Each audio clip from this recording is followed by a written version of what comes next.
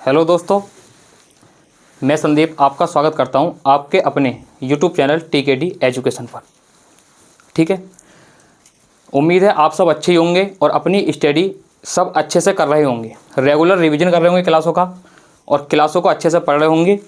ठीक है, और अपने माता पिता और अपने सपनों को पूरा करने के लिए रेगुलर दिन रात एक कर रहे होंगे। ठीक, आज का हमारा ये छठा प्रैक्टिस सेट है यूपी पुलिस री एग्ज़ाम का, और जितने भी मैंने कराए हैं 5 प्रैक्टिस सेट वो सारे अच्छे सवाल थे उनके अंदर। तुमने सारे अच्छे से रिवीजन किए होंगे, उम्मीद है सब अच्छे से पढ़े होंगे, रिवीजन किए होंगे।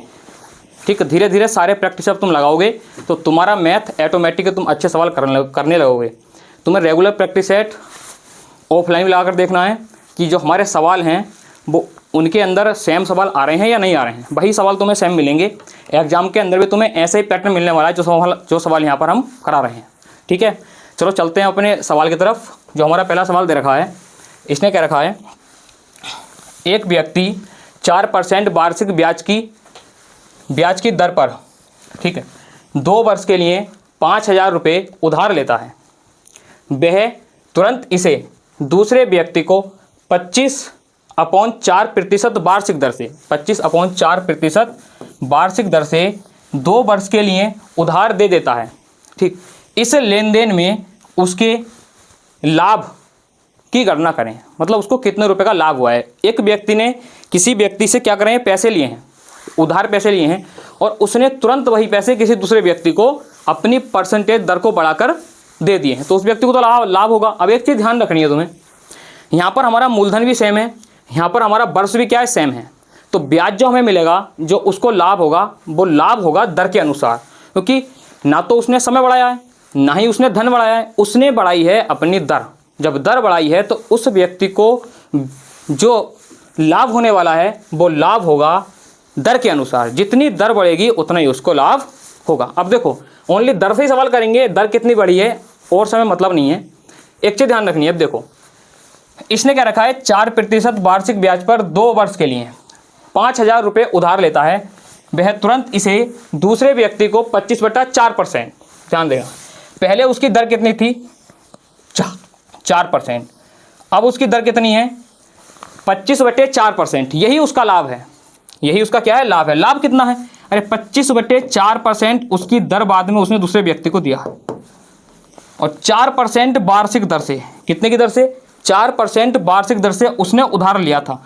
तो जो उसका लाभ है, जो उसका वार्षिक लाभ है, वो वार्षिक लाभ जब इसमें घटाएंगे कितना आएगा, 9/4% उसका वार्षिक लाभ आएगा। 9/4% उसका क्या आएगा, वार्षिक लाभ। यही उसका लाभ है। हमें 5,000 से मतलब नहीं है, बाद में मतलब है, 2 वर्ष से मतलब नहीं, क्योंकि धन हमारा समान है, ठीक, समय भी हमारा समान है, तो हमें जो लाभ होगा वो दर के अनुसार होगा। हमने पहले दर कितनी थी, 4% से उधार लिए थे, बाद में हमने दे कितने से दिए, 25/4% से, तो यही हमारा क्या है, यही हमारा लाभ है, यही हमारा क्या है, यही लाभ है। अब ये वार्षिक है 9/4% लाभ, तो 1 साल का लाभ कितना होगा, 2 वर्ष का लाभ कितना होगा, 2 वर्ष का लाभ होगा × 2, 2 दूनी 4। तो हमारा जो लाभ निकल के आया है उस व्यक्ति का, वो आया है 9/2%। ये हमारा लाभ निकल के आया है 9/2%। इतना लाभ उस व्यक्ति को मिलेगा। और ये लाभ मिला किस पर है, ये लाभ मिलेगा 5,000 रुपये पर। कितने पर मिलेगा, 5,000 रुपये पर। तो 5,000 रुपये पर इंटू 9/2%, 9/2%, यही उस व्यक्ति का क्या होगा, यही उस व्यक्ति का लाभ होगा। और परसेंटेज के लिए इंटू 100, 0 से 0 खत्म, 2 से काटेंगे कितनी बार कटेगा, 25 बार, और निकल के आएगा 25 × 225 रुपये। यही उस व्यक्ति का लाभ होगा 225 रुपये। ठीक है, तो इसका राइट आंसर क्या होगा, 225। तो कितना आसान सवाल है। ठीक है, देखने में लेंथी है लेकिन हमारा सवाल लेंथी है नहीं। अगर हम इसको लेंथी करेंगे तो बहुत सवाल लेंथी हो सकता है, लेकिन सवाल के अंदर कुछ नहीं करना था। जो हमारा पहले ब्याज दर थी वो 4% थी, अब की ब्याज दर कितनी है, 25/4% की दर से उसने किसी व्यक्ति को दिए हैं, और उधार लिए कितने की दर से हैं, 4% की दर से। उसने ब्याज की दर को बढ़ाकर दिए हैं, तो ब्याज की दर जो बढ़ाई है वही हमारा क्या था, लाभ था, और वही हमने क्या निकाला है, लाभ निकाला है 9/4। वार्षिक 9/4 है, 2 वर्ष का कितना आएगा, 9/2 आएगा। इस पर ही हमने 5,000 रुपये पर 9/2 ब्याज निकालता है। यही हमारा क्या हुआ, राइट आंसर। इतने रुपए का उस व्यक्ति को क्या हुआ है, लाभ हुआ है। ठीक है, अच्छा सवाल था। अपने आप भी करना है सवाल को और वीडियो में भी देखना है, ठीक है। तरीका जो तुम्हें मिलेगा अच्छा से अच्छा तरीका मिलेगा, ठीक है, हर सवाल का इजी तरीका मिलेगा बिल्कुल। देखो अगला सवाल टाइम एंड वर्क का सवाल है, ठीक है, खुद भी करते हुए चलना है, सवाल का आंसर देना है साथ साथ। देखो इसने क्या रखा है, ए बी सी एक कार्य को क्रम से 8, 10 और 12 8, 10 और 12 दिन में पूरा कर सकते हैं, दिन में पूरा कर सकते हैं। वे सभी एक साथ कार्य करते हुए उसी कार्य को कितने दिन में पूरा करेंगे। कुछ नहीं करना है सवाल के अंदर, एक ए व्यक्ति दे रखा है, एक बी दे रखा है और एक सी दे रखा है। ए करता है किसी कार्य को 8 दिन में, बी करता है किसी कार्य को 10 दिन में और सी करता है किसी कार्य को 12 दिन में। सी करता है किसी कार्य को 12 दिन में, ठीक। अगर ये तीनों एक साथ कार्य करें तो इस कार्य को कितने दिन में ये कार्य पूरा कर लेंगे, ये बताना है सवाल के अंदर। तो हमें करना क्या है, एलसीएम लेना है। इसका एलसीएम कितना आएगा, इसका एलसीएम निकल के आएगा हमारा कितना, 120 एलसीएम आएगा, 120 कितना आएगा, 120, ठीक है। इनकी कार्यक्षमता निकालेंगे, 15 × 120, 10 से काटेंगे हमारा कितना, 12 निकल के आई कार्यक्षमता। इधर कितनी आएगी, 10 निकल के आएगी, ये हमारी कार्यक्षमता निकल के आ गई। टोटल कार्य कराना कितना है, टोटल कार्य कराना है 120, 120 हमें टोटल कार्य कराना है। ये 120 कार्य तीनों व्यक्ति मिलकर करेंगे। ये करेगा एक दिन में 15, ये करेगा एक दिन में 12, ये करेगा एक दिन में 10। जब तीनों एक साथ मिल जाएंगे तो ये कार्य कर लेंगे कितने दिन में, 37। एक दिन में कितना करेंगे, 37। तो इसका राइट आंसर भी क्या होगा, 120/37। काटना नहीं है क्योंकि ऑप्शन के अंदर हमारा ऐसी दे रखा है 120/37। तो इसका राइट आंसर हमारा कौन सा होगा, डी वाला ऑप्शन होगा। तो आज के जितने भी क्वेश्चन है सारे 2023 में दिल्ली पुलिस में आए हुए क्वेश्चन है, सभी को अच्छे से देखना है और उनका रिवीजन करना है। ये प्रीवियस ईयर क्वेश्चन इसलिए लाए गए हैं कि किस तरीके के सवाल तुम्हारे एग्जाम में वर्तमान में पूछे जा रहे हैं, ठीक है, ध्यान रखना। ये सब दिल्ली पुलिस के ये पहले ही पेपर हैं हमारे जो पूछे गए हैं, और भी सवाल आते जाएंगे जितने भी 2023 में जो भी एग्जाम सारे तुम्हारे हुए हैं। देखो सवाल देखो, इसने क्या रखा है, अरुण ने 525 रुपये में 150 अमरूद खरीदे, 525 रुपये में 150 अमरूद खरीदे और उन्हें 36 रुपये प्रति दर्जन, 36 रुपये प्रति दर्जन की दर से बेच दिए। अरुण का लाभ या हानि प्रतिशत ज्ञात करें, अरुण का लाभ या हानि प्रतिशत ज्ञात करें दशमलव के बाद 2 स्थानों तक, ठीक है, पॉइंट में सवाल है। देखो इसने क्या रखा है, 525 150 525 रुपये में 150 अमरूद खरीदे हैं, बेचे किस हिसाब से हैं, 36 रुपये प्रति दर्जन के हिसाब से हमने बेचे हैं, ठीक। करना आपको कुछ नहीं है, बस एक अमरूद का मूल्य निकाल लेना। हम एक अमरूद का क्रय मूल्य निकालेंगे क्योंकि ऊपर वाला हमारा क्रय मूल्य है। तो जो एक अमरूद का सीपी हमारा निकल के आएगा वो कितना निकल के आएगा, टोटल रुपए कितने हैं, 525, 525, ठीक है, टोटल रुपए हमें दे रखे हैं 525। 525 रुपये में कितने अमरूद खरीदे हैं, 150 अमरूद खरीदे हैं। जब 150 अमरूद 525 के हैं तो एक अमरूद कितने का होगा, 525/150। ये एक अमरूद का सीपी निकल के हमारा आ गया, ठीक है। 15 से काटेंगे, 15 से हमने इसको काटा, 15 × 45 और 15 पंजे 75, 3.5। तो एक का मूल्य निकल के आ गया 3.5। अब देखो सीपी हमें पता चल गया, लाभ या हानि के लिए क्या चाहिए हमको, सीपी और एसपी। अब एसपी निकालेंगे। अब ये जो एसपी दे रखा है, ये जो एसपी है ये 36 रुपये प्रति दर्जन, कहने का मतलब है 12 अमरूद 36 रुपये के हैं। 12 अमरूद कितने के हैं, 36 रुपये के हैं। कि एक दर्जन में 12 होते हैं तो 12 अमरूद कितने के, 36 के। तो एक अमरूद कितने का होगा, 12 × 36, 3 रुपये का होगा। तो बेचे उसने किस हिसाब से हैं, 3 के हिसाब से बेचे, ठीक है। एक का अमरूद कितने का है, 3 के हिसाब से बेचे। अब देखो कोई व्यक्ति 3.5 रुपये खरीद रहा है और 3 रुपये के बेच रहा है, तो उस व्यक्ति को तो हानि हुई है। कितने की हानि हुई है, उसको हानि हुई है 0.5 की, 0.5 रुपये की अठन्नी की। किस पर हुई है, हानि और लाभ हमेशा होता है क्रय मूल्य पर, 3.5 पर, 3.5 पर। परसेंटेज के लिए इंटू 100, ठीक। 5 से पॉइंट से पॉइंट, 5 सत्ते 35, हमारा निकल के आया 100/7, 100/7। और 100/7 का मतलब क्या होता है, फ्रैक्शन याद रखनी है, 1/7 है। अगर तुम्हारी डायरेक्ट फ्रैक्शन याद होगी तो ये निकालने की जरूरत नहीं पड़ेगी। इसकी फ्रैक्शन का मतलब होता है हमारा 14 से ही 2/7%। 14 सही 2/7%। 14 सही 2/7% की हमारी क्या हुई है, हानि हुई है। लघु में कितना आएगा, 14.29%। यही हमारा राइट आंसर होगा, 14.29%। ठीक, नेक्स्ट सवाल देखो, अच्छा सवाल इंपॉर्टेंट, सारे सवाल आए हुए हैं, जितने भी क्वेश्चन रखे हैं दिल्ली पुलिस के अंदर रखे हैं। समय आपके लिए बहुत है, सारे प्रीवियस ईयर क्वेश्चन भी कराए जाएंगे, जो जिन क्वेश्चनों की आने की संभावना है एग्जाम के अंदर, आपको वो क्वेश्चन भी सारे कराए जाएंगे। ठीक है, देखो नेक्स्ट देखो क्वेश्चन नंबर 4 क्या कहता है, इसमें क्या रखा है, 24 सेंटीमीटर, 17 सेंटीमीटर, 9 सेंटीमीटर की भुजाओं वाले त्रिभुज का क्षेत्रफल ज्ञात करें। त्रिभुज का क्षेत्रफल ज्ञात करना है। ये विषमबाहु त्रिभुज है, इसके लिए एक सिंपल सा फॉर्मूला आता है, इसे कहते हैं हीरोज का फॉर्मूला। त्रिभुज का एरिया निकालना है हमें यहाँ से, तो त्रिभुज का एरिया निकल के आएगा S into S minus A, S minus B और S माइनस सी। ये होता है हीरोज का फॉर्मूला। ठीक है, इसी से हम निकालते हैं त्रिभुज का क्षेत्रफल। ठीक, S का मान कैसे निकालेंगे, S का मान होता है अर्ध परिमाप, और त्रिभुज का परिमाप क्या होगा, सभी भुजाओं का योग, और अर्ध परिमाप बनाएंगे सभी भुजाओं के योग को हम 2 से भाग कर देंगे, बन जाएगा हमारा। ठीक है, अर्ध परिमाप। अब देखो ए का मान कितना दे रखा है 24, बी का मान कितना है 17, सी का मान कितना है 9। टोटल का योग करेंगे कितना आएगा हमारा 50 आएगा, तो 50/2 काटेंगे कितना बना 25। तो एस का मान हमारा कितना निकल के आया, एस का मान निकल के आया 25। ठीक है, अब एस का मान हमारे पास है, ए बी सी के मान भी हैं, तो करना कुछ नहीं है, हमें सारे मान क्या कर देने हैं, इसके अंदर पुटअप कर देने हैं, जो हमारा फॉर्मूला है, आंसर निकल के आएगा। एस का मान कितना 25 इंटू एस माइनस ए, 25 में से घटाएंगे ए का मान 24, तो 1 आएगा। इसके बाद 17 घटाएंगे 25 में से, तो कितना निकलेगा तुम्हारा 8, और 25 में से घटाएंगे 16, तो कितना निकलेगा, 25 में घटाएंगे 9, तो हमारा निकलेगा सी का मान 16। ठीक है, अब देखो पूरे के गुणा तो करनी नहीं है, जो हमारा वर्ग है, जो वर्गमूल है, किसका वर्गमूल है वही निकाल देना है।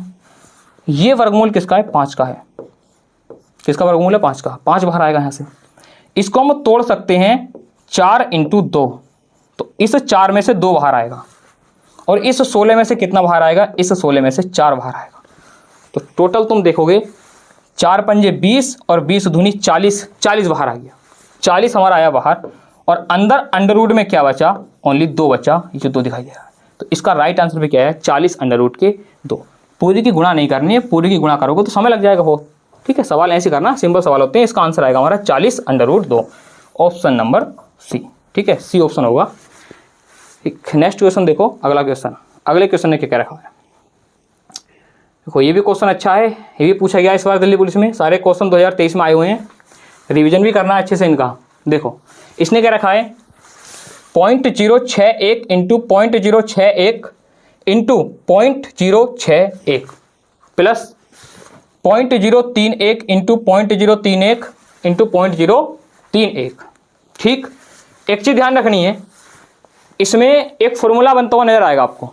अगर हम इनको सबको ए मान लें तो यहाँ बनेगा a की पावर 3, इस सबको a मानेंगे यहाँ बनेगा a की पावर 3।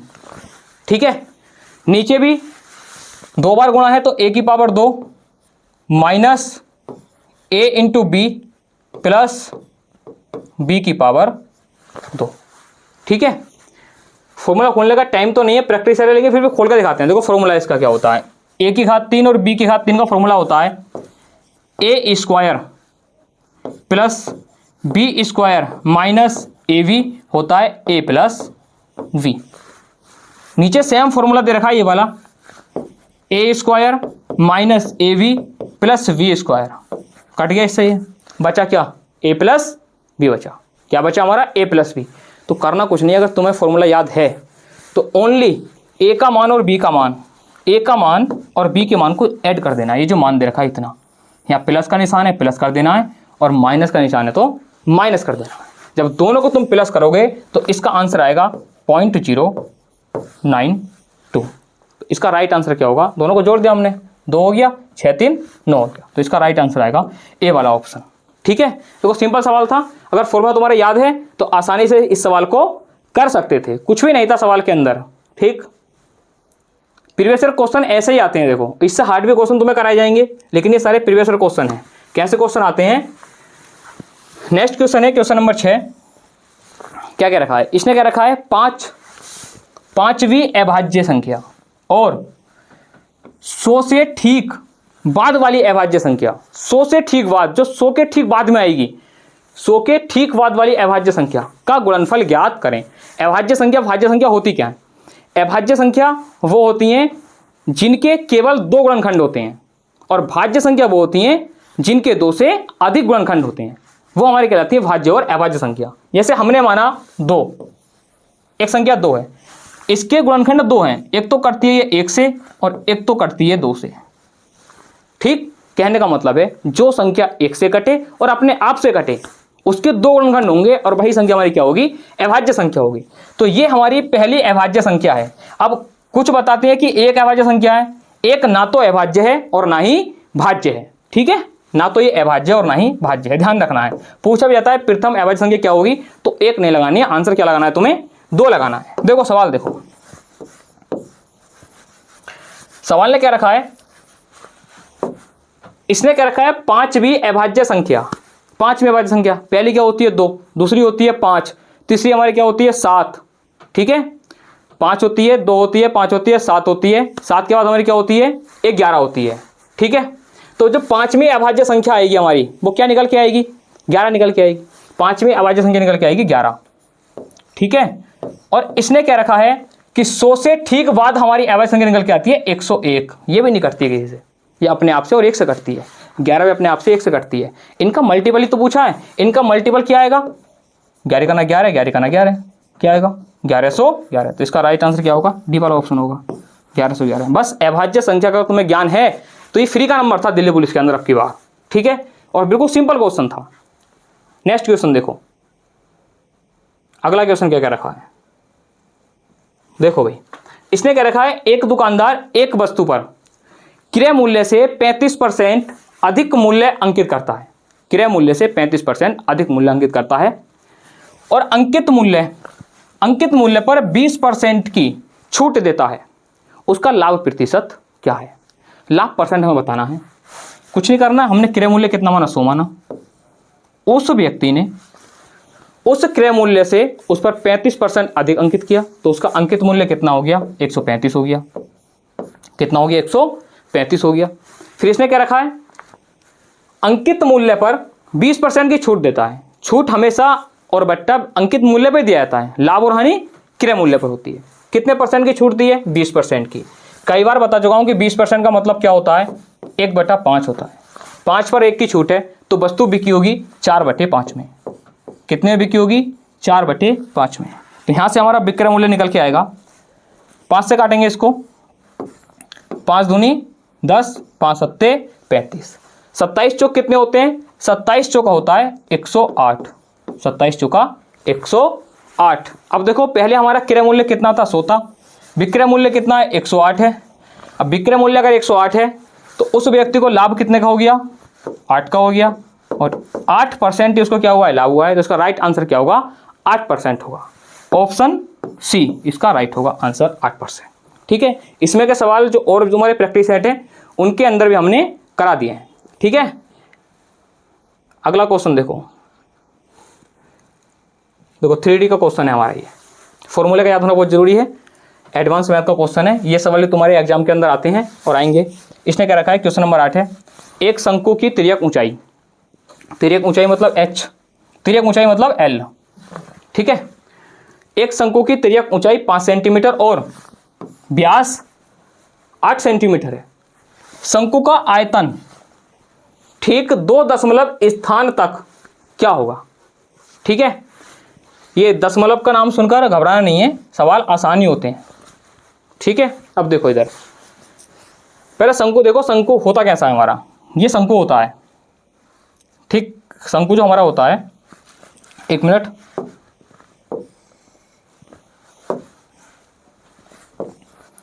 इस तरीके से होता है कुछ शंकु, इस तरीके से। ठीक है, इस तरीके से हमारा शंकु होता है। ये जो होती है यही होती है हमारी तिर्यक ऊंचाई, इसे हम L से दर्शाते हैं। ठीक, यहाँ से यहाँ तक की ये जो होती है ये हमारी होती है ऊंचाई, मतलब कि इसे H से दर्शाते हैं। और ये हमारी होती है त्रिज्या, इसे हम R से दर्शाते हैं। ठीक है, ये हमारा होता है शंकु। ये क्या होता है? शंकु। ठीक, शंकु तो मैं देख लिया होगा। अब इधर देखो, इसने क्या रखा है, तिर्यक ऊंचाई कितनी दे रखी है, एल दे रखी है।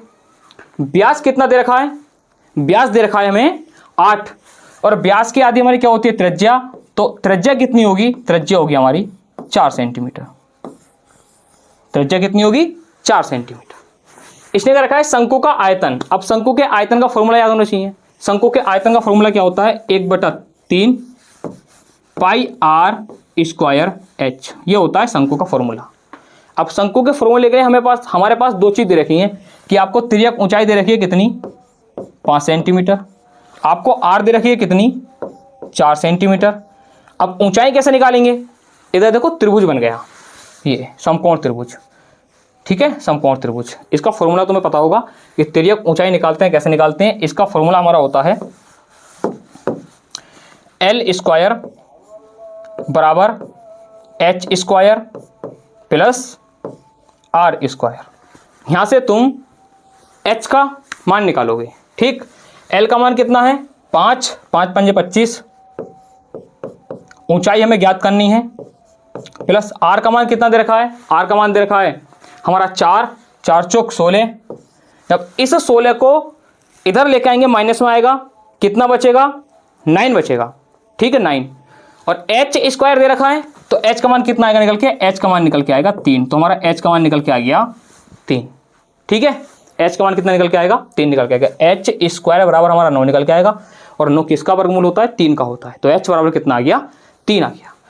अब सारे मान आपके पास हैं, ये फॉर्मूला दे रखा है ऊंचाई आयतन का, इसके अंदर सारे मान रखने हैं। 1/3 इंटू पाई का मान कितना, 22/7 इंटू आर कितनी है, 4, 4 इंटू 4 इंटू एच का मान कितना तुम्हारा 3, ठीक है।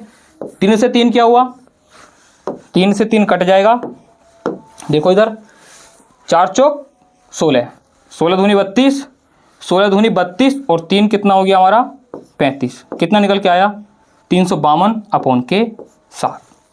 अब 7 से काटना है। अब एक चीज ध्यान रखनी है, ऑप्शन के हिसाब से काटा करो हमेशा, पूरा सवाल कभी भी नहीं काटना है तुम्हें, ठीक। अब देखो 7 से हमने काटा, 7 पंजे 35, 7 पंजे 35, 2 आया, 2 को काटेंगे हम 0 बार, हमें 50 मिल गया। तो आंसर हमारा क्या हो गया, 50.28 हो गया। तो इसका आंसर आएगा राइट हमारा 50.28।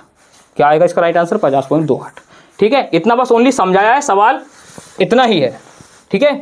जितनी अच्छी तुम्हारी कैलकुलेशन है, फॉर्मूला अगर तुम्हारे याद है तो तुम सवाल को आसानी से कर सकते हो, ठीक। सवाल में अगर कोई तुम्हें दिक्कत आती है, कोई सवाल ऐसा है तो तुम बता सकते हो कि सवाल ये, ठीक है, कोई भी सवाल में दिक्कत है, समझाने में कोई परेशानी है, तुम्हारे समझ में नहीं आ रहा, तुमको बता सकते हो, ठीक है। अगर तुम बताओगे कमी, तभी हम दूर करेंगे कमियों को। देखो इधर नेक्स्ट सवाल क्या क्या रखा है, क्वेश्चन नंबर 9। एक ऐसे घन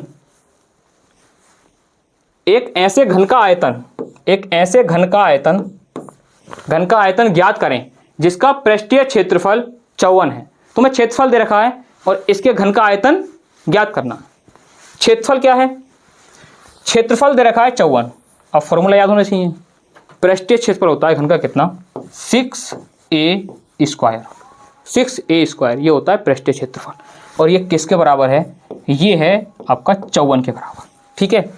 6 से काटेंगे, आर का मान निकल के आएगा, ए का मान निकल के आ गया, तो आयतन हम निकाल देंगे।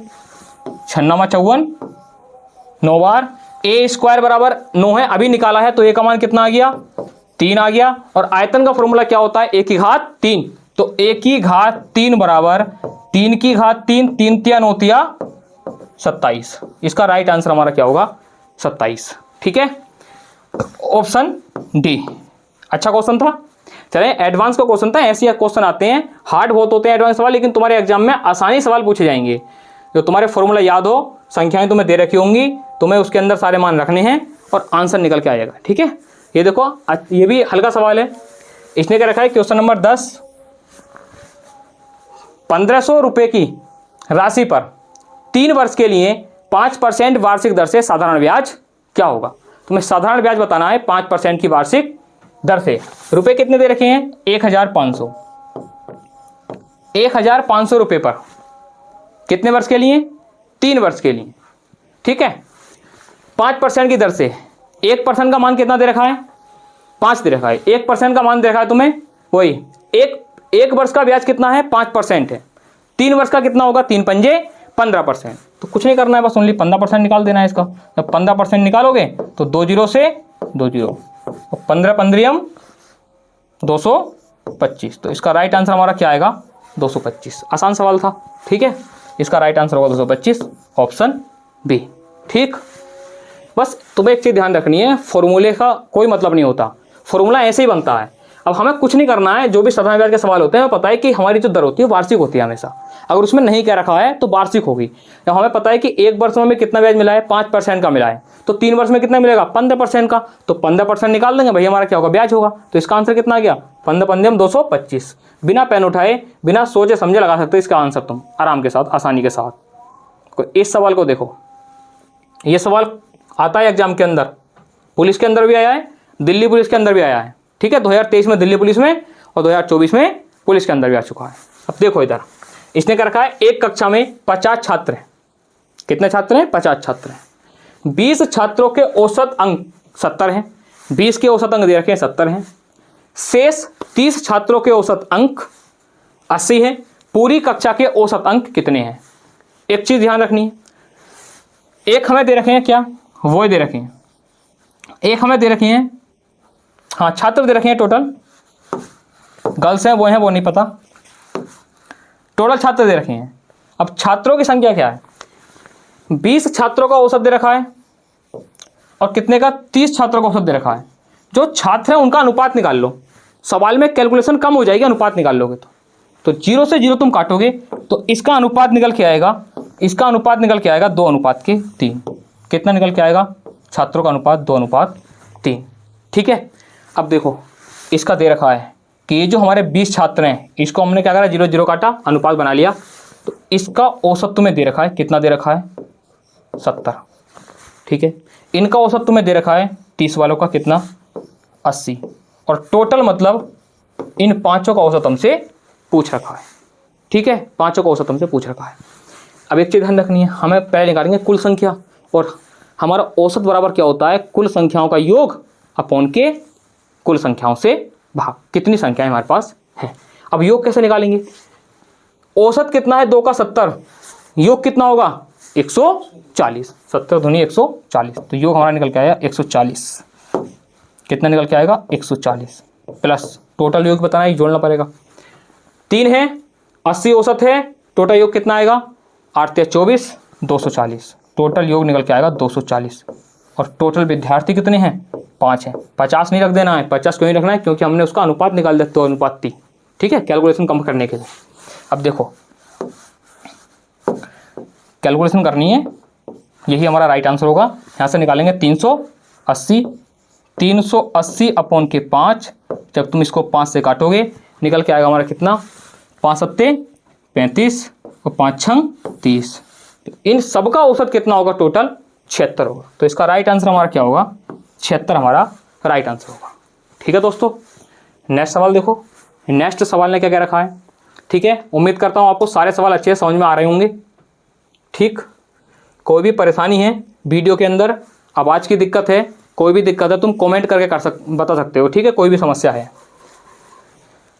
अगला सवाल देखो भाई, नेक्स्ट सवाल इसने क्या क्या रखा है, सवाल ने इसने क्या रखा है ABC एक के बाद ABC एक के बाद एक के इस क्रम में कार्य करते हैं, उनमें से प्रत्येक अलग अलग किसी कार्य को क्रम से 10 16 12 दिन में पूरा कर सकते हैं। ABC ABC ABC ऐसे 3 चक्रों में कार्य करने के बाद A और C कार्य छोड़ देते हैं। ABC तीनों ने 3 चक्रों में कार्य किया है, उसके बाद A और C ने कार्य छोड़ दिया है, और जो कार्य शेष बचेगा उस कार्य को B कितने दिनों में अकेला करेगा, ये तुमको बताना है, ठीक है। देखो कुछ नहीं करना, अभी एक सवाल हम इसमें कर चुके हैं, सेम ही सवाल है। A किसी कार्य को करता है कितने दिन में 10 दिन में, V करता है उसी कार्य को कितने दिन में 16 दिन में, C करता है 12 दिन में, C करता है 12 दिन में। सबका एलसीएम लेंगे और 16 12 का एलसीएम कितना होता है 48, 48 का आधा 24, 240 हमारा क्या हो गया, इसका एलसीएम आ गया 240, 240 इसका आ गया एलसीएम। ठीक है, अब देखो इधर 240 एलसीएम, इसकी कार्यक्षमता निकालेंगे। यहाँ से कार्यक्षमता निकल के आएगी 24, सी वाले की निकल के आएगी 24,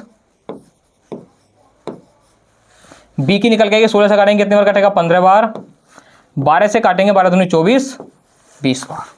ये हमारी निकल के आ गई इसकी कार्य क्षमता। अब देखो इधर इसने क्या कहा है, इसने कहा है, इसने क्या रखा है कि ए बी सी, कौन, A B C, A B C, फिर से ए बी सी, फिर से ए बी सी, ऐसे 3 चक्रों में कार्य किया।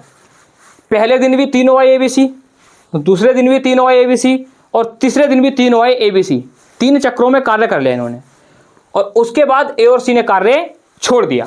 तो अभी वो कितना कार्य समाप्त इन्होंने करा है, पहले चक्र में कार्य कितना होगा 24 और 40 हमारा 44, और 15 कितना हो गया हमारा 44, 15 हमारा निकल के आएगा 59।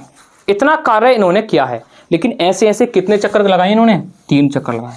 तो एक का कितना 59, तो 3 का निकाल देंगे यहाँ से, 3 का निकल के आएगा 3 9 27, 3 5 15 2 17, 177। तो 177 कार्य तो हो गया, 177 कार्य हमारा हो चुका है। अब कार्य बचा कितना है, टोटल कार्य हमारे पास कितना है 140, कार्य समाप्त कितना हो गया 177, कार्य बचा कितना, कार्य बचा तुम्हारा कितना 63। अब इस 63 कार्य को कौन करेगा, ए और सी तो चले गए, इस कार्य को करेगा कौन, बी। और बी कितना कार्य करता है, उसकी कार्यक्षमता कितनी है 15। तो 63 कार्य को 15 के हिसाब से हमें कराना है, कितने के हिसाब से, 15 के हिसाब से हम कराएंगे 63 कार्य को। ठीक है, देखो 5 से काटेंगे 5, 3 से काटेंगे 3 5 15, 3 से काटेंगे 3 दूनी 6, 3 का ना 3, हमारा निकल के आएगा 21/5। 5 से भाग देंगे, 5 चौक 20, 1/4, 5 चौक 20, 1/4। ठीक है, इसका राइट नहीं, 5 चौक 20, 1 मिनट रुको, 5 चौक 20, 1/5, इसका राइट आंसर होगा 4 सही 1/5 दिन। शायद नीचे हमारा ऑप्शन नहीं दिखाई दे रहा भाई, हमारा ऑप्शन होगा डी वाला, लेकिन इसका राइट आंसर क्या है 4 सही 1/5 आंसर है। ठीक है, यही इसका राइट आंसर होगा, वो ऑप्शन दिखाई नहीं दे रहा है, डी वाला ऑप्शन होगा। ठीक है, नेक्स्ट क्वेश्चन देखो, अच्छा सवाल था, देखो दिल्ली पुलिस के अंदर पूछा गया इस तरह का सवाल भी, सारे सवाल आसान आए थे दिल्ली पुलिस के अंदर। ठीक है, ऑप्शन ही नहीं है शायद इसके अंदर, तो नहीं ऑप्शन, हाँ ये ऑप्शन है बी वाला इसका राइट आंसर होगा। ठीक है, 4 सही 1/5। देखो भाई नेक्स्ट सवाल देखो अगला। ठीक है, इस सवाल को बनाओ जल्दी से, अपने आप भी सवाल करते रहना है तुम्हें, जो भी तुम्हें टाइमिंग लगे उस हिसाब से करते रहना है सारे सवालों को अच्छे से। देखो इसमें सवाल में क्या क्या रखा है, इसने क्या रखा है, 2 संख्याओं के एलसीएम और एचसीएफ का गुणनफल कितना है 48 है, दोनों का गुणनफल दे रखा है 48, दोनों संख्याओं का अंतर दे रखा है कितना 13। बताएं संख्याएं ज्ञात करें, संख्याएं क्या होंगी, संख्याएं ज्ञात करनी है, संख्याएं हमारी क्या हैं। देखो भाई सवाल को ऑप्शन से कर सकते हैं हम, और सवाल को करेंगे भी ऑप्शन से, एकदम लगाओगे आंसर कितना आ गया, बी आ गया। अब कैसे लगाओगे, देखो इसने क्या रखा है, एलसीएम और एचसीएफ का गुणनफल कितना 48, और एक चीज पड़ी होगी कि एलसीएम इंटू एचसीएफ बराबर होता है फर्स्ट संख्या और संख्या, क्योंकि मतलब दोनों संख्याओं का गुणनफल। ठीक है, दोनों संख्याओं का गुणनफल बराबर होता है उसके एलसीएम और एचसीएफ के गुणनफल के। तो हम कह सकते हैं अगर एलसीएम एचसीएफ का गुणनफल 48 है तो उन संख्याओं का गुणनफल भी कितना होगा 48 ही होगा। कितना होगा 48 ही होगा। गुणनफल हमारा 48 दे रखा है, मतलब हमने संख्या मान ली ए इंटू बी 48 है, ए माइनस बी कितना दे रखा है हमें 13 दे रखा है। अब ऑप्शन के आधार पर तो आसान था सवाल, 16 तिया 48, किसी का भी गुणनफल नहीं है 48, सिर्फ इसी ऑप्शन का 48 गुणनफल है। ठीक है, अब इसमें करने का तरीका भी यही है, इसके ऐसे गुणनखंड तुम्हें करने हैं, घटाकर कितना है 13 आए, तो ऐसे 2 ही गुणनफल हैं 16 तिया 48, घटाओगे तो 13 आएगा और गुणा करोगे तो हमारा 48 आएगा। तो इसका राइट आंसर क्या होगा, बी वाला ऑप्शन होगा राइट आंसर। ठीक है, बस यही चीज तुम्हें ध्यान रखनी थी कि जो इसका एलसीएम और एचसीएफ का गुणनफल होता है वो हमेशा संख्याओं के, दोनों संख्याओं के बराबर होता है। ठीक है दोस्तों, नेक्स्ट सवाल देखो, अगला सवाल क्या क्या रखा है, अगले सवाल को बनाओ, ये सवाल देखो, इस सवाल को सोल्व करो। ठीक है, क्वेश्चन नंबर 14 देखो, इसने क्या रखा है, यदि चाय की कीमत 28% बढ़ जाती है, चाय की कीमत 28% बढ़ जाती है तो इसकी खपत को कितने प्रतिशत कम किया जाना चाहिए ताकि इस पर खर्च अपरिवर्तित रहे। इस पर खर्च क्या रहे, अपरिवर्तित रहे। देखो उसकी कीमत को 28% बढ़ाया गया है। 28% का मतलब क्या होता है, 7/25। 28% का मतलब होता है 7/25। या तुम डायरेक्ट 100 से भी कर सकते हो तो भी कोई दिक्कत नहीं है, ठीक है। फ्रैक्शन याद नहीं है, 100 से हो जाएगा, सवाल आसानी से हो जाएगा। अब देखो इसने यदि चाय की कीमत में 28% बढ़ जाती है तो हमारी जो चाय की कीमत थी वो कितनी होगी, 25 से 32 हो गई, बढ़कर कितनी हो गई, 25 से 32। अब इसकी खपत में कितने प्रतिशत की कमी की जाए, अरे कमी करेंगे हम, इधर से हुई है वृद्धि, अगर हम 32 से 25 पर लेके जाएं तो हमारी क्या होगी, कमी होगी।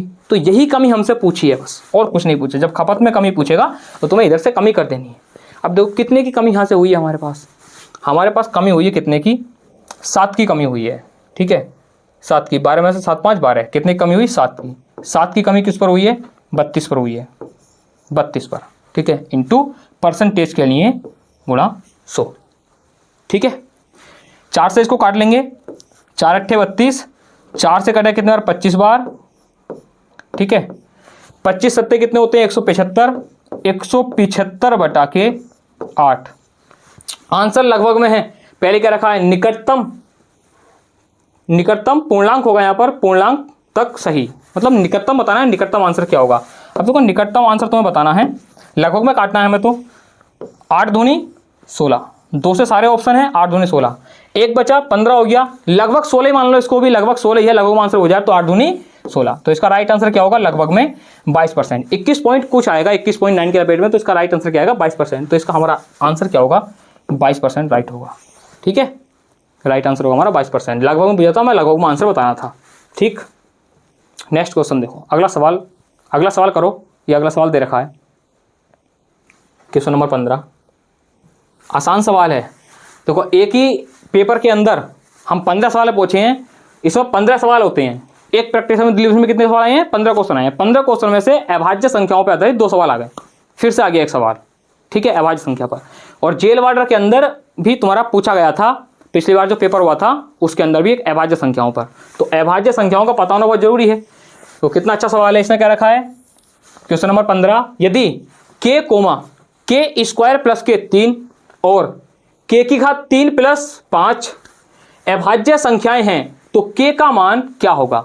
k का मान जो ऑप्शन दे रखे हैं इसमें से k का मान तुम्हें रख कर देख लेना, सिंपल, ठीक। कैसे रखोगे, बस तुम्हें अभाज्य संख्याओं का पता होना चाहिए कि अभाज्य संख्या क्या होती है। जो संख्या अपने आप से और 1 से कटे वो हमारी क्या है, अभाज्य संख्याएं हैं। मैं तुम्हें बता चुका हूं इस सवाल को, अभाज्य संख्याएं बता के अभी बता के आया हूं, ठीक है। पिछले सवाल में 3 रखेंगे, k का मान 3, 3 तो हमारी अभाज्य संख्या है। यहां पर रखेंगे 3, 3 तिया 9, 9 3 कितने होते हैं, 12, 12 हमारी भाज्य संख्या होती है, तो ऑप्शन नहीं होगा, गलत। 7 रखेंगे, 7 हमारा k का मान क्या है, अभाज्य है, ठीक है।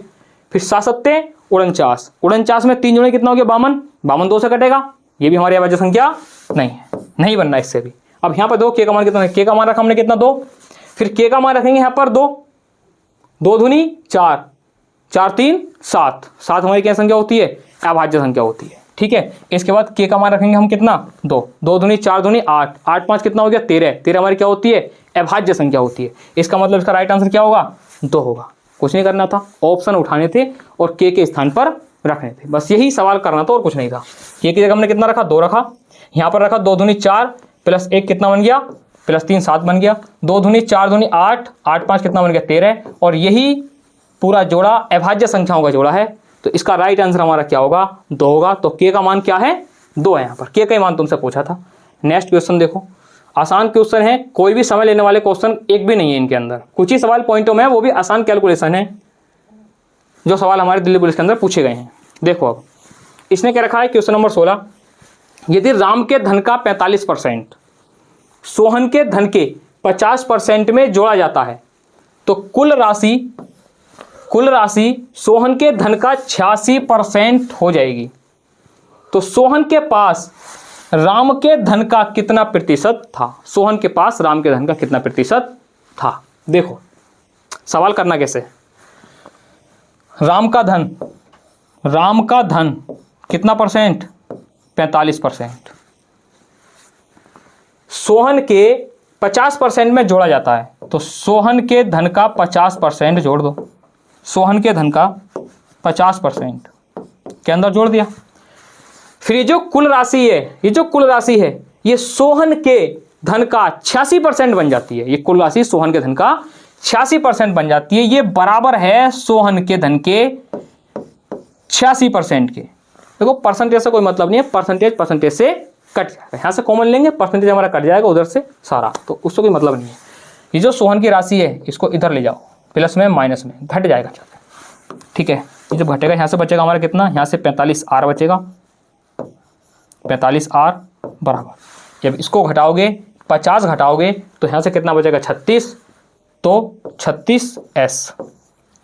अब तुम सोहन का और रोहन का मान निकाल सकते हो दोनों का, जब दोनों का मान निकल के आ जाएगा तो कितने परसेंट अधिक आराम से हम निकाल सकते हैं। फिर देखो 9 से काटेंगे, 9 पंजे 45, 9 चौक 36, 9 पंजे 45, 9 चौक 36। आर के कितना मान है 4 और एस का कितना है, सोहन का कितना है 5, ठीक है।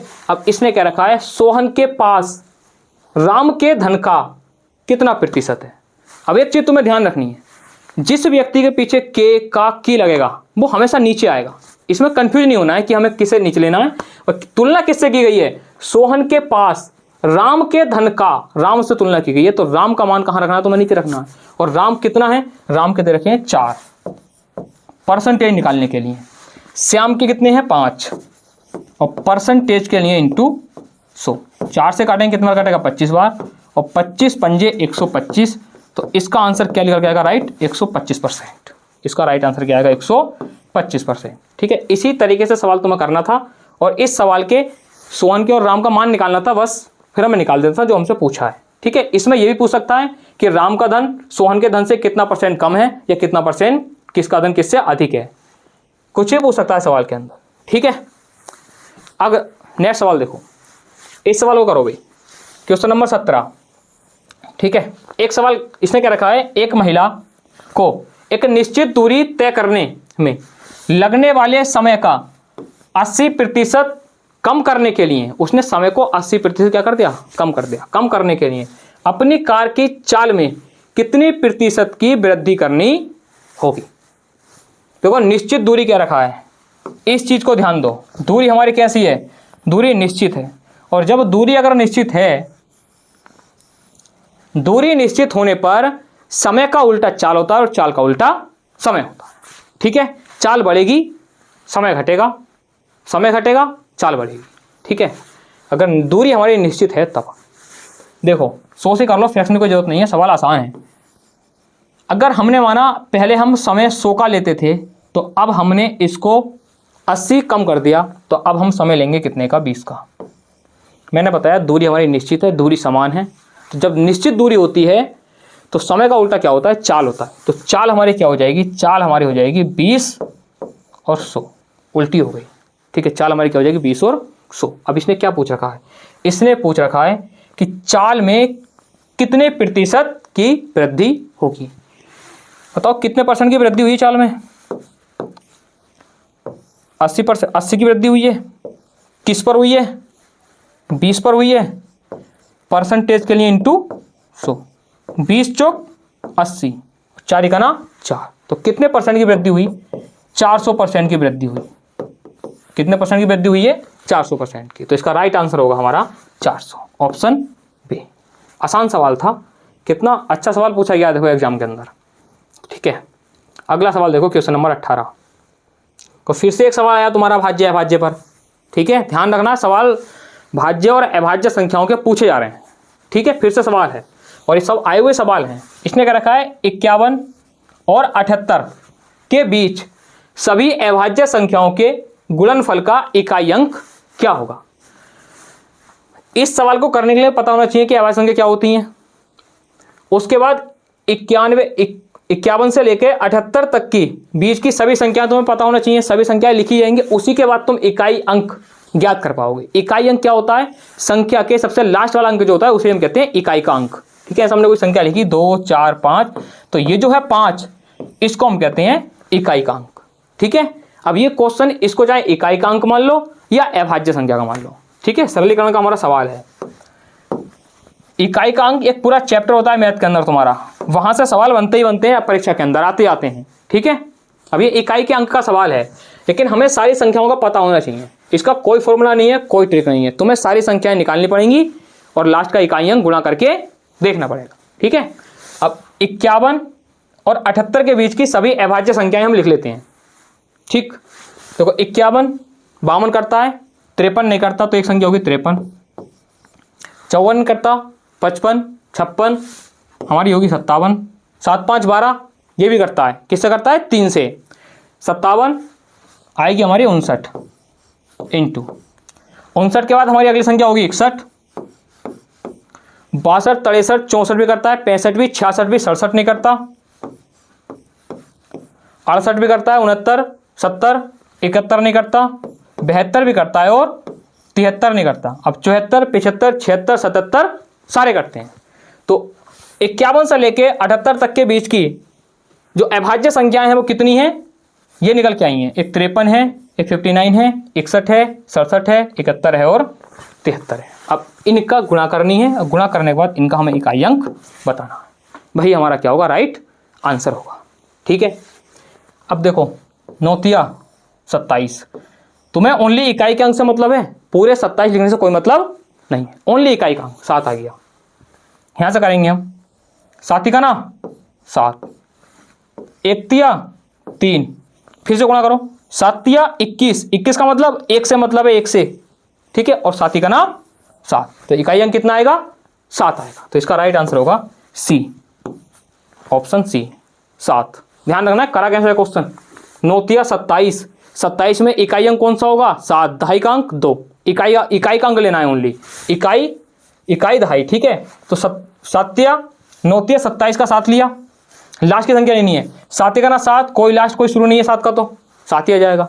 यहां से लेंगे 3 का ना 3, 3 आ गया, फिर से गुणा करेंगे मल्टीप्लाई सबके अंदर, 7 तिया 21, लास्ट का अंक क्या आएगा 1 आएगा, 7 का ना 7, तो हमारा राइट आंसर क्या होगा 7 होगा। ठीक है, अच्छा सवाल था। देखो बस तुम्हें अभाज्य संख्याओं का पता होना चाहिए। क्वेश्चन पूछे जाते हैं कुछ अभाज्य संख्याओं से कि 1 से लेकर 100 तक कितनी अभाज्य संख्याएं होती हैं, ध्यान रखनी 25 होती हैं, और 1 से लेकर 50 तक कितनी होती हैं, इस क्वेश्चन तुमसे पूछे जाते हैं। ठीक है, 1 से लेकर 50 तक कितनी होती है 15 होती हैं, और 50 से लेकर 100 तक कितनी होती हैं 10 होती हैं, और 1 से लेकर 100 तक कितनी होती हैं 25 होती हैं। अभाज्य संख्याएं पूछी जाती हैं एग्जाम के अंदर, कई बार क्वेश्चन आया है। देखो ये सवाल आसान है, इसने कर रखा है यदि एक बक्सा 350 रुपये और 4650 रुपये में बेचा गया। देखो इसमें थोड़ी गलती है, ये जो दे रखा है ना ये हमें हानि दे रखी है, 350 हमारा क्या है हानि है, ये हल्की सी गलती की है टाइप इसने। ठीक है, इसने कर रखा है यदि एक बक्सा 350 रुपये की हानि पर 4650 में बेचा जाता है तो प्रतिशतता हानि ज्ञात करें। ठीक, जब भी परसेंटेज निकलवाएगा हानि और लाभ ऊपर, नीचे क्रय मूल्य इंटू 100, क्योंकि हानि और लाभ किस पर होता है हमेशा क्रय मूल्य पर होता है। कितने की हानि हुई है 350 की हानि हुई है, किस पर होती है क्रय मूल्य पर।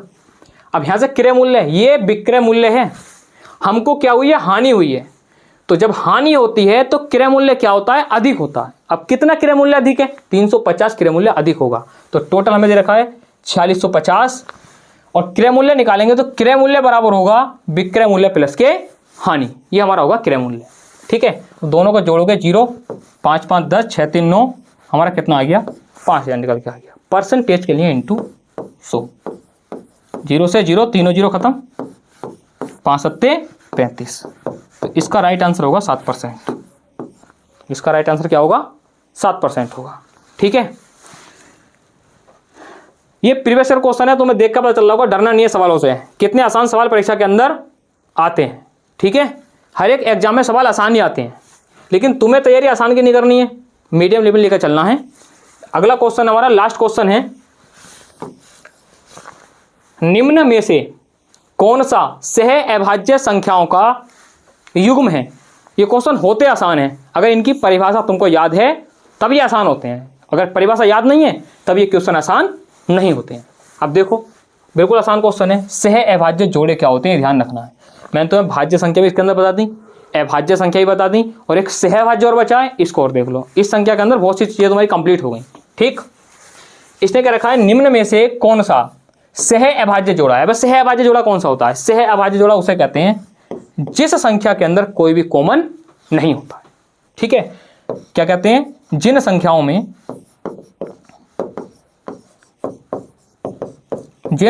में ठीक है कोई कॉमन ना हो, कोई भी कॉमन ना हो, वो हमारी क्या होती हैं, सह अभाज्य जोड़े होते हैं। मतलब कोई भी कॉमन नहीं होना चाहिए उनके अंदर। कॉमन का मतलब क्या है, देखो कॉमन का मतलब है वह जो जोड़ा दे रखा होगा वह किसी दोनों संख्याएं एक संख्या से ना कटें। जैसे मान लो ये है 2 और 4, ये संख्या 2 से कटती है, ये भी 2 से कटती है, तो यह सह अभाज्य जोड़ा नहीं है। ठीक, ऐसे मान लो हमने एक संख्या मानी 5, एक मानी 6, अब ये करती है, ये करती है, अलग अलग संख्याओं से करती हैं, किसी एक संख्या से नहीं करती, और इनका कॉमन हमेशा क्या आएगा, 1 आएगा। अब जिसका कॉमन 1 होता है भाई हमारे क्या होते हैं, सहभाज्य जोड़े होते हैं। बस यही देखना था इस सवाल के अंदर। तुम्हारे अगर परिभाषा याद है तुम आसानी से सवाल को कर सकते थे। ठीक है, अब से ध्यान रखना है, सहभाज्य जोड़े को भूलना नहीं है, अब सवाल गलत नहीं करना है। अब देखो इसके अंदर सह अभाज्य संख्याओं का युग्म है, ये देखो 17 और 35, 17 और 35, ये नहीं करता इसके अंदर, तो एक ही आ रहा है। 17 और 35 किसी एक संख्या से नहीं करता है। इसके बाद देखो 32 और 60, ये नहीं होगा, ये भी 2 से करता है, ये भी 2 से करता है। ठीक है, अगला दे रखा है 198 और 175, ये हमारा 7 से करता है, दिखाई दे रहा है। 7 × 21, 7 × 7, और हमारा निकल जाएगा 7 से काटेंगे, 7 × 7 = 21, 7 × 4 = 7, 5 × 7 = 42, 7 × 7 = 49, 7 × 9 = 63, हाँ 7 × 21, ये भी करता है तुम्हारा, ये भी करता है।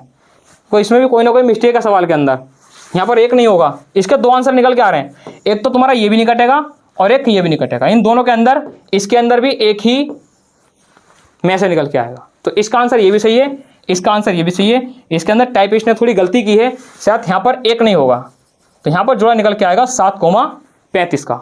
ठीक है, तो ये भी हमारा कट जाएगा, तो ये 7 से भी कटेगा और 35 से कटेगा, ये भी हमारा 2 से कटेगा, ये हमारा किससे कट रहा है, ये हमारा 7 से कट रहा है। ठीक है, इसका आंसर 198 और 175 होगा। ठीक, ध्यान रखना है। अच्छा सवाल था ये भी ध्यान रखना है। सहभाज्य जोड़े हमारे क्या होते हैं। ठीक है भाई, ये हमारे लास्ट